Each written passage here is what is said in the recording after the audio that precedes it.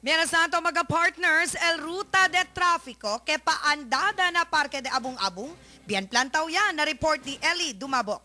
Report del Pueblo. El Barangay de Tumaga, amo el último camino para pwede sale el mga bihikulo kita enderesan na Abong-Abong. Por eso debe kita sabe si kilaya también el preparación del Tumaga Barangay Council.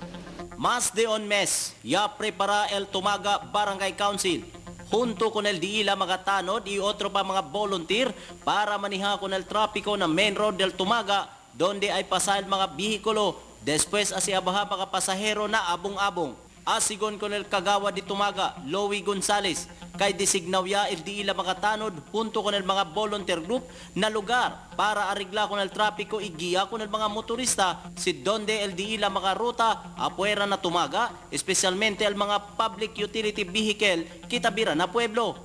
Sí, no, de antes pa también, no, sabi ang mga kita que aquí el exit point del mga bihikulo sale na Abong-Abong. Pati el mga vivientes también de otro barangay o de onde man sila lugar, sita kami na sila, sila tapasan na Tumaga.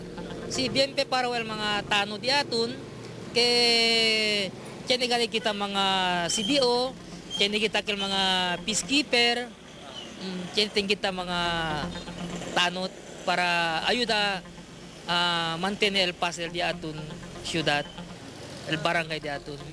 El Santa Maria Police tenía también directiva desde el City Director, Senior Superintendent Angelito Casimiro, para con el mga force multipliers desde na kada ikwalan barangay, particular el Tumaga donde ay pasal mga bihikulo, privado man o publiko, después observa na Abong-Abong con el Semana Santa. Tapi di el Tumaga Barangay Council con el publiko para dali sila el dila kooperasyon, particular con el mga motorista para queda tranquilo el observasyon del Semana Santa.